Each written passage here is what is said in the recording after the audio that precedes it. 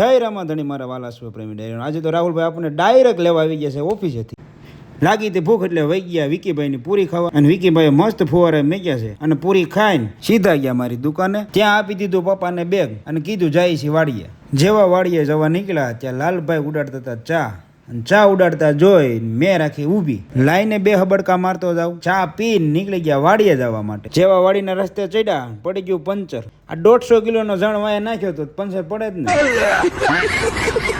માંડ પોગા વાડીએ ત્યાં મંગલ આપણી વાઈટ જોઈને જ બેઠો હતો। આમથી આવી ગયો છોટું લગામને મોરો લે, પહેરાવી લગામને મોરો, લાવ્યા બારો, નાખી દળીને તાયનો તંગ, અન ઠેકડો મારીને ચડી ગયા માથે અને નીકળી ગયા રાઇડિંગ માટે। 5 કિલોમીટરનું રાઇડિંગ કરીને આવીને કર્યું ઘડીક ઇન્સ્ટાગ્રામ માટે રીલ્સનું શૂટિંગ।